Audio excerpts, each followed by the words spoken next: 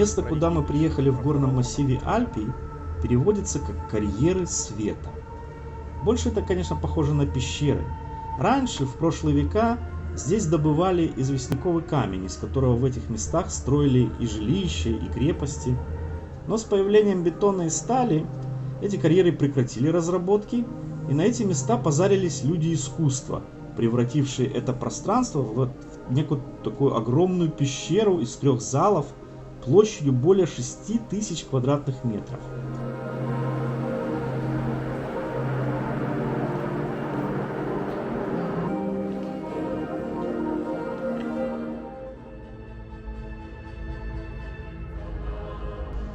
На 10-метровых стенах этой пещеры раньше показывали фильмы, но последние десятилетия здесь добавили что-то около 100 видеопрожекторов и множество динамиков, чтобы создать потрясающие светозвуковые представления в стиле immersive, это типа с погружающим эффектом.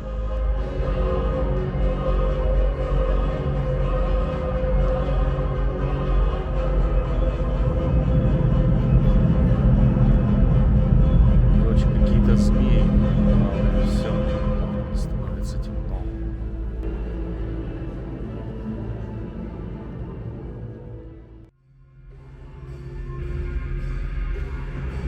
Но и в самом деле погружение здесь было такое, как будто бы ты находишься во сне. Из-за того, что изображения здесь проецировались не только на стены, но и на пол, если честно, меня даже немного качало от таких эффектов. Было небольшое головокружение, как будто при качке в море.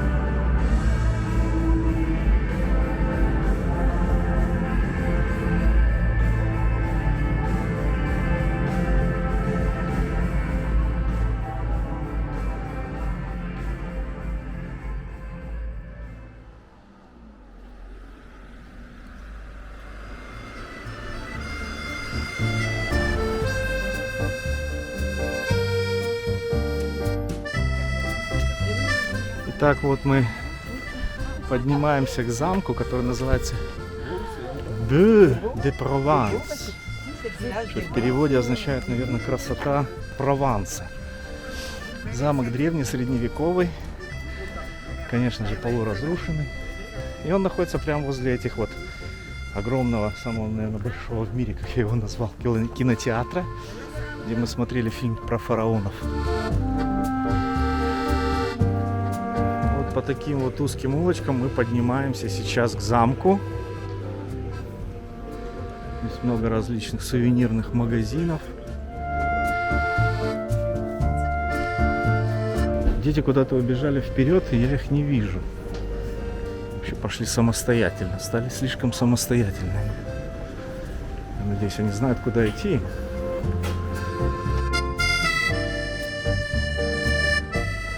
Очень, конечно, атмосферная такая деревня.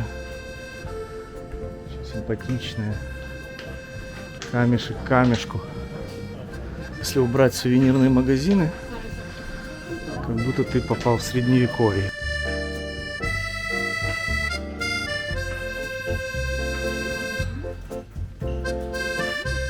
Вот детишки потерялись, нашлись теперь. Вот. А позор не навесил? Да, да, ну реально, ну как так? Ну я думал, вас цыгане похитили уже.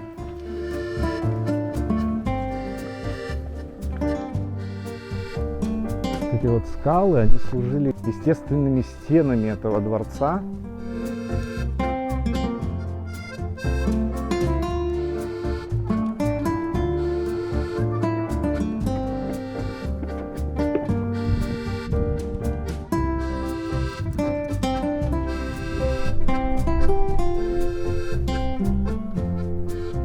Ну вот мы забрались на вершину древнего замка. Вернее, не древнего, а очень древнего. Вот и то, что от него осталось. Уж сказать, что это замок, мягко говоря, трудновато. Но, тем не менее, замечательные виды, шикарные зеленые, я не знаю, насаждения чего-то там. Плодово-ягодное. Окей, Да. Лаванда от нас все еще прячется. С одной стороны скалы, а с другой стороны зеленая гладь. Вот.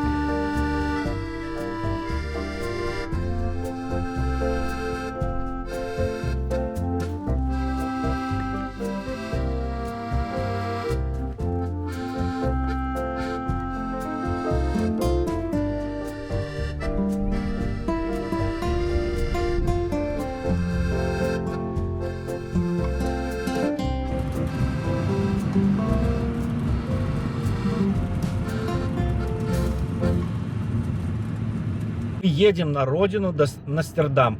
Как? Мы едем на родину Нострадамус. Мы сейчас едем на родину Нострадамуса. Он родился в городке с тягучим названием Сен-Реме-де-Прованс.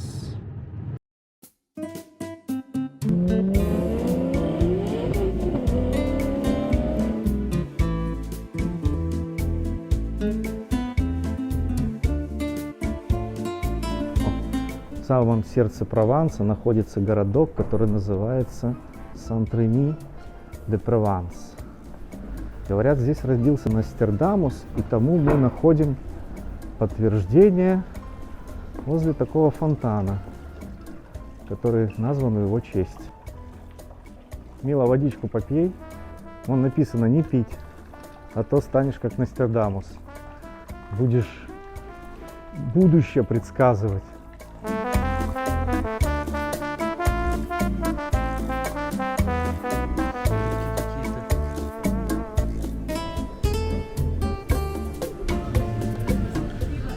Любая свободная минутка тратится у нас очень эффективно заходом в интернет.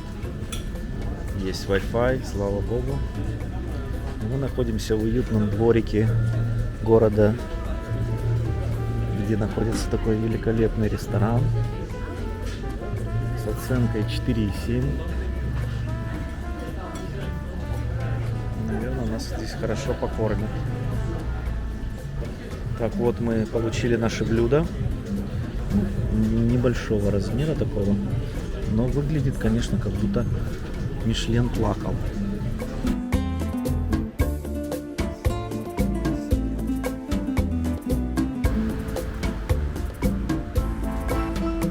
Ну как была еда? Хорошая еда? Шикарная. Что тебе понравилось? Мне понравилась рыба, которая была изумительно приготовлена, подача свежайшая. Но экологически было чистая. довольно-таки как бы маленькая порция. Почти Мишлен. Почти Мишлен. Вот такой вот ресторан.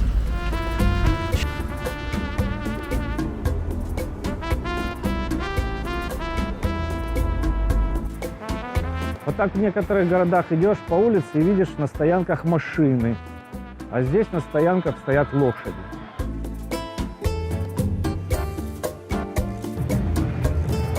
А почему они здесь стоят? Что здесь?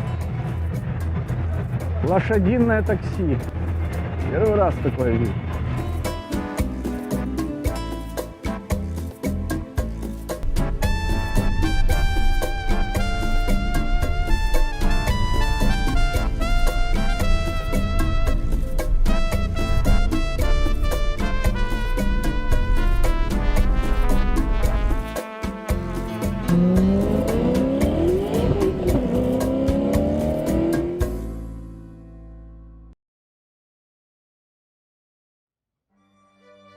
Вот мы прибыли на одну из крупнейших достопримечательностей Прованса. Это Понт ду Гар.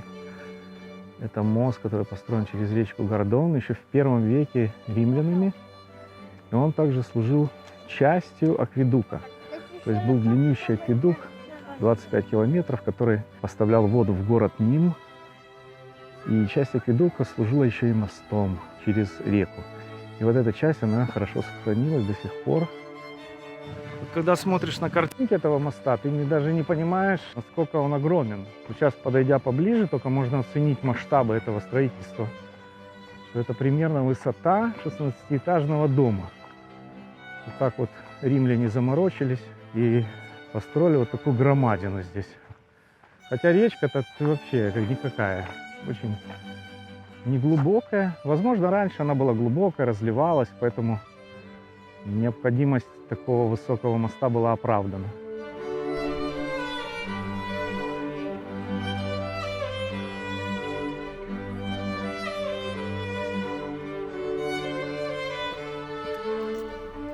Здесь вокруг этого моста на холмах сделали много различных троп, по которым можно гулять, разные маршруты и смотреть на мост с разных ракурсов. То есть можно тут гулять и гулять, провести полдня или день даже целый, купаться в реке.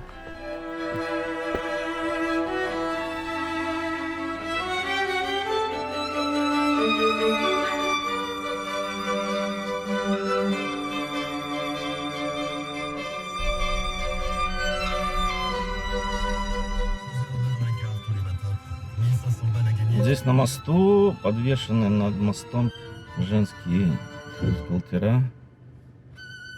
Я думаю, что это какой-то акт типа для привлечения внимания к проблеме рака груди.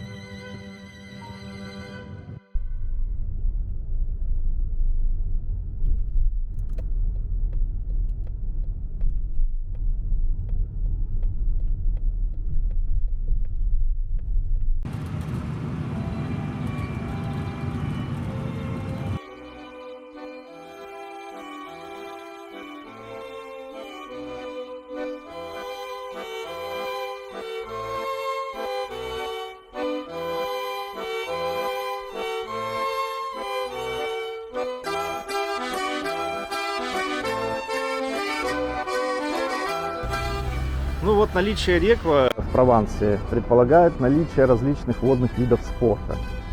Мы решили принять участие в одном из них под названием каяк. Предлагают несколько маршрутов. Есть маршрут 8, 12, 24, 32 километра. Мы решили не заморачиваться, потому что мы новички, и взять маршрутчик 12 километров. Идеальный для семьи написано. Вот от этой точки начало. Под мостом мы будем плыть здесь какие-то пороги здесь будут. Проплывем под этим мостом прекрасным. Продолжим.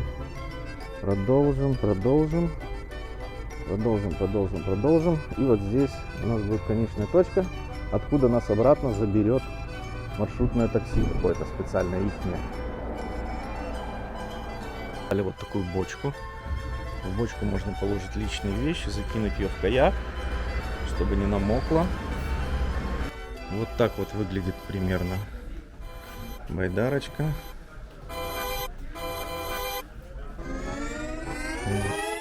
Леха уже нырнул в воду. Вот. Но сейчас он вроде привыкает. Их вечно что-то по сторонам мотает. Короче, я в шоке. Я на такой речке, конечно, мечтал. Но надо подготовиться бывает. Но ничего, мы справляемся пока. Так, сейчас не торопись. Пусть он сам гребет. Они потратили уже 2 раза больше энергии, чем нужно.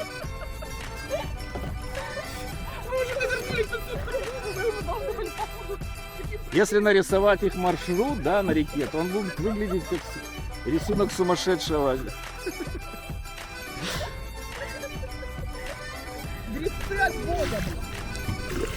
Ну вот так это выглядит, вот такая речка у нас.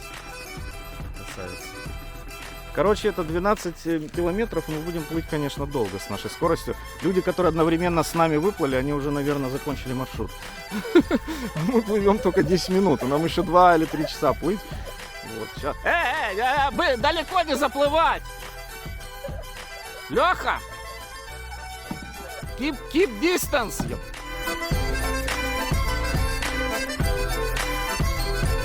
Девушки уже ушли вперед, они уже немножко так приналовчились и гребут уже быстрее.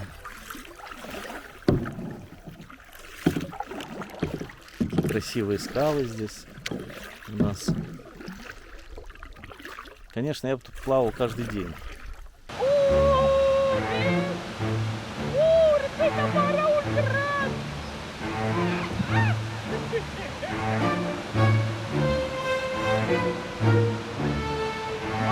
спортсмены!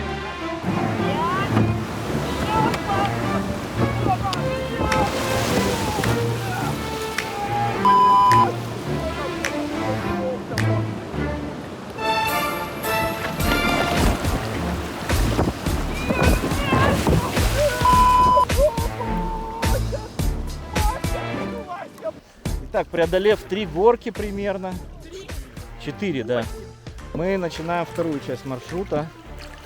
Вот. И вот на этом участке уже много байдарок новых появилось, много детишек, какую-то группу привезли детишек. Здесь вода более-менее спокойна, хотя были пороги, такие довольно сильные пороги были. Но мы там застревали пару раз, но не страшно. Как-то приналовчились, уже даже не страшно. Готовы идти не 12, а все 32 километра.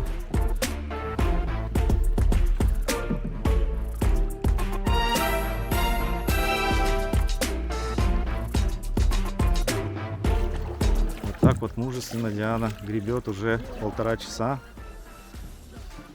Самое интересное, наверное, еще впереди. Нас ожидают большие пороги там впереди.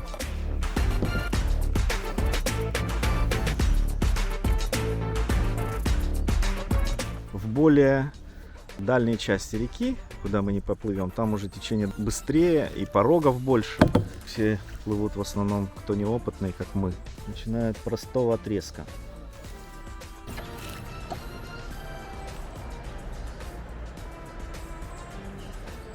Вот здесь на скале проходит какой-то маршрут для скалолазания.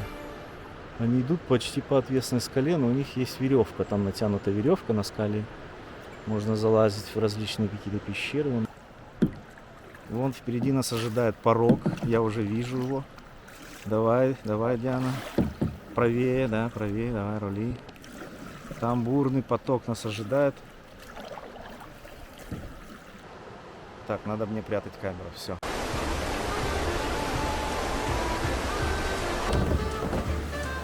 И вот на этом пороге мы типа перевернулись. Застряли вначале. Потом стали толкать, я уже вылез в воду. И никак у меня не получалось эту лодку вытащить из камней. Потом Диана... Потом лодка начала переворачиваться. Диана нырнула под воду. Вот. Как-то вот. Потом нам помогли вытащить лодку на берег. По идее, мы должны плыть дальше. Но народ, я смотрю, дальше что-то уже боится плыть. Видимо, потому что есть риски.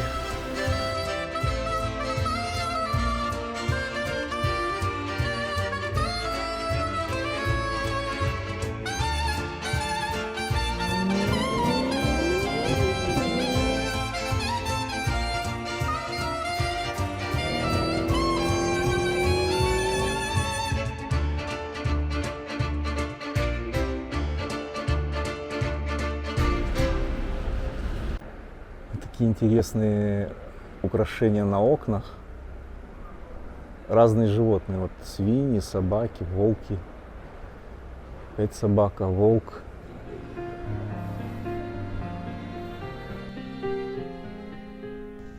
В город Ним мы приехали уже ближе к вечеру, но все равно успели навернуть здесь километров 10 по центру. В Ниме римская цивилизация оставила глубокий след, так что город часто называют французским Римом, а по-русски расхоже такое выражение – Ним – маленький Рим. Мы, конечно, успели полюбоваться несколькими древними памятниками, разбросанными по историческому центру, и которые, как мы заметили, сохранились в идеальном для своего возраста состоянии. Еще интересный факт. Джинсовая голубая ткань деним получила название от города Ним, который прославился производством тканей, а именно джинсовкой, называемой здесь нимской саржей – серж де Ним.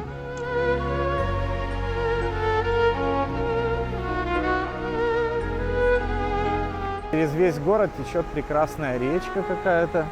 Рыбы, смотрите. Вон рыбки. То есть вода чистая, расплавают рыбы. Не просто река, а тут тема каких-то каналов, типа как в Венеции, не знаю, как в Голландии, в Амстердаме. Ну вот мы находимся в Лиме. Это город, который можно почти назвать Римом, ибо здесь сохранившиеся даже не руины, а прям стены самой арены выглядят практически один в один, как и Колизей, господи. Похож на Колизей, Да, да, в похож. Риме. В свое время вмещал до 26 тысяч зрителей. В нем было 100 входов, то есть его можно было быстро наполнить. Здесь проводятся в настоящее время тоже концерты различные и бои быков.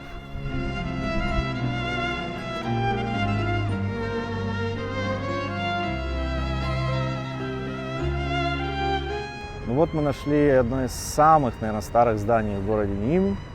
Это сооружение было построено еще в 15 веке до нашей эры. То есть ему сколько получается? Очень много. 3500 Трудно лет. считать. И сохранилось в очень хорошем состоянии. Даже сравнивая с объектами, например, там, других городов Римской империи, это просто великолепно сохранилось.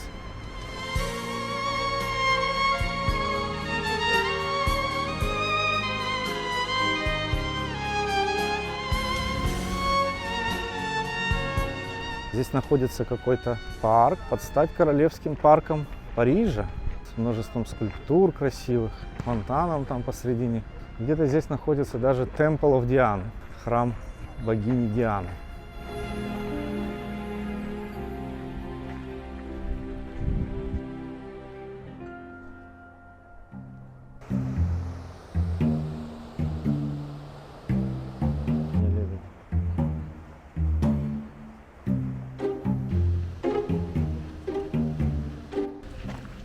Вот еще один объект, сохранившийся со времен Римской империи.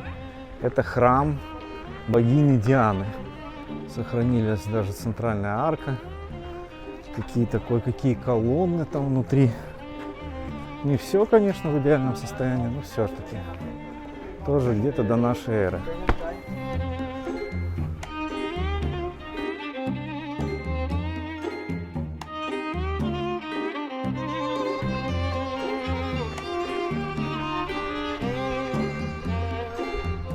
Вот люди спортом занимаются, молодцы. Здесь их вдохновляют, наверное, древние памятники архитектуры.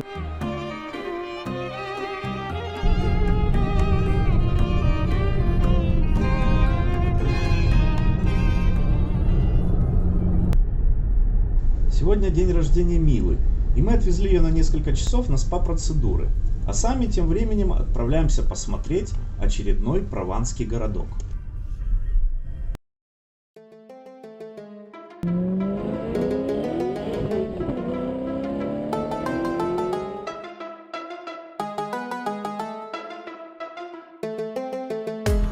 Вот мы прибыли в городок Оранж на самом севере провинции. Можно сказать, это город, через который въезжают в Прованс с севера Франции. Первая остановка на пути любителей истории Прованса. Тоже славен своими историческими достопримечательностями со времен Римской империи.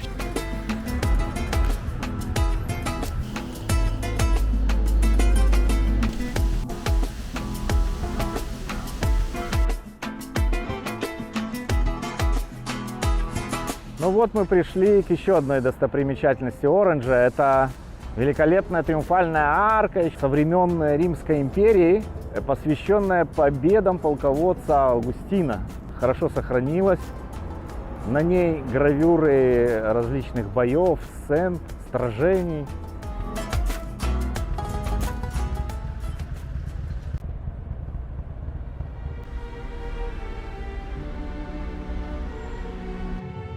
Ну, в этом районе, естественно, тут сотни виноградников, и многие из них предлагают дегустацию.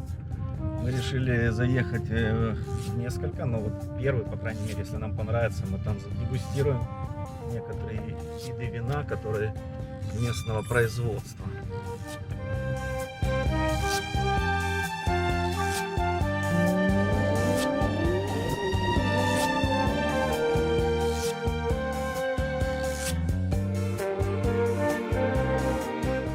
Ну вот такая сельская местность. Сейчас как раз, наверное, горячий период, потому что я вижу, много работников приехало. И, видимо, сейчас собирают как раз виноград.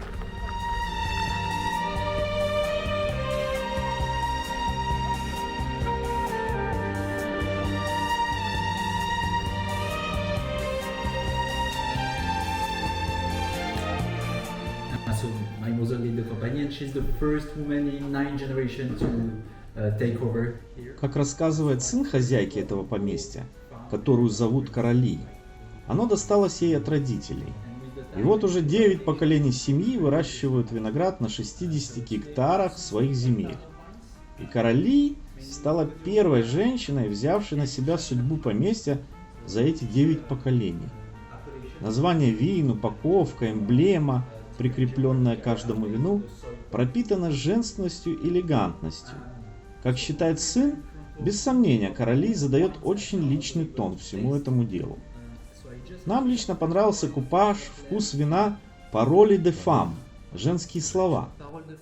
Пароль? What is пароль in It means woman's Secret? no woman's speech, voice of a woman, woman's speech. Okay. speech, voice? Grenache, Mauvais, Celso, and Carignan represent, and we use only concrete for winemaking and aging. Мне нравится запах. Запах хороший, молочек вкусный. Как Мила определила, вкус живой, шелковистый, полный округлости фруктовых нот.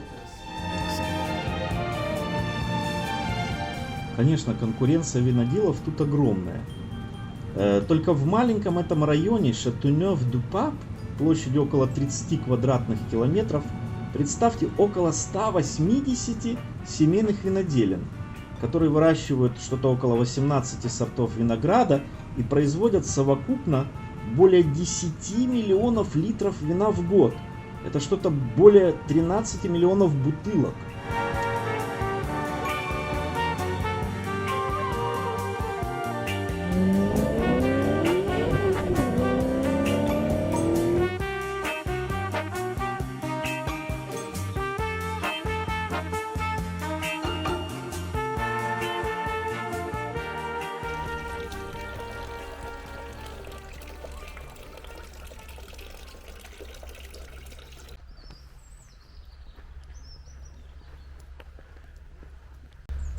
Мы видим, здесь был фонтан. Я думаю, что это лет 200, наверное, 300 этому месту, как минимум.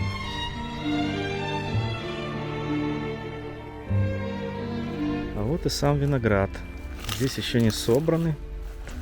Можно попробовать. Я надеюсь, наверное, не обработаны химикатами какими-нибудь.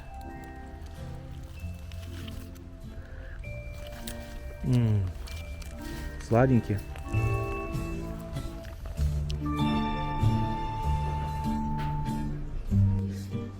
Сомелье поведала нам, что каждое поместье не может производить вино сколько хочет и из чего хочет. Есть правила региона, которые все обязаны соблюдать. Например, какой процент всего производимого вина должен быть из характерных для региона сортов винограда. Было также интересно узнать, что характеристики почвы, например, из каких камней она состоит, очень сильно влияют на характеристики вина. Тут даже демонстрируются типичные для этого региона камни, роль которых неоценима, ведь они собирают тепло солнца днем и отдают его почве ночью, когда становится прохладно, таким образом влияя на созревание винограда и его вкусовые тонкости.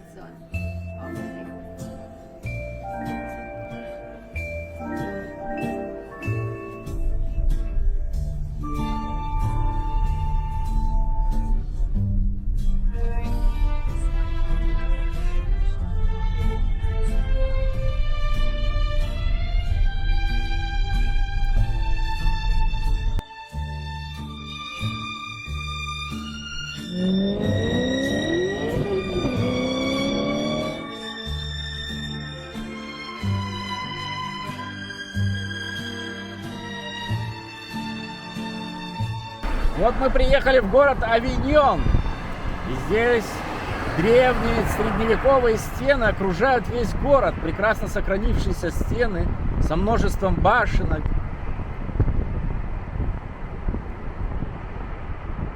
Удивительно. Этот город на реке Рона был основан еще в V веке до нашей эры. А в XIV веке сюда из Рима переселяется Папа Римский, Климент V. В связи с этим город, конечно, преобразуется. Он обносится зубчатыми красивыми стенами, окружностью более 4 километров. Здесь строится для него дворец в готическом стиле, многочисленные храмы, основывается университет. Папа Климент обожал виноделие. И еще до вступления в должность у него было поместье с виноградниками. Он очень интересовался не только процессом производства вина, но и процессом потребления. И некоторые историки полагают, что переезд Климента в резиденцию в Авиньоне очень его радовал. Ведь здесь рай для выращивания винограда, и папа каждый день мог пригублять и пробовать новые сорта вина, любезно предоставляемые ему его богопослушными христианами.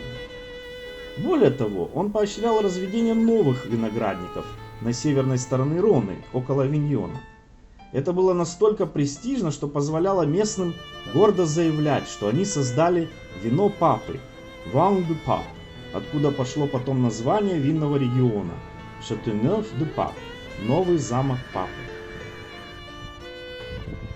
Вот папский дворец, он настолько огромный, что он даже Не влазит в кадр. То есть его угол только влазит в кадр. Остальные углы надо обходить, чтобы заснять.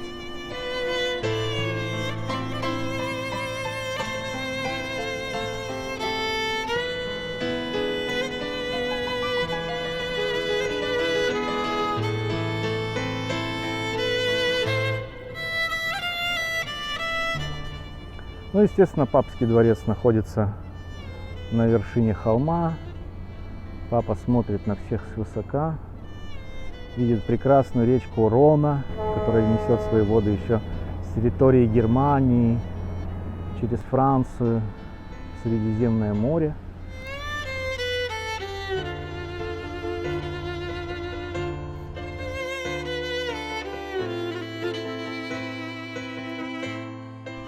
Как известно, Франция занимает первое место в мире по количеству туристов. И это неспроста. Здесь не надоедает. Даже в маленькой части Прованса, где мы побывали, мы нашли все, что душе угодно для отличных каникул. Изысканную еду, богатую историю и, самое главное, приключения, которые не забываются. А еще здесь любят жизнь. Жизнь во всем ее многообразии. И это, по-моему, очень важно в нашем сумасшедшем современном мире.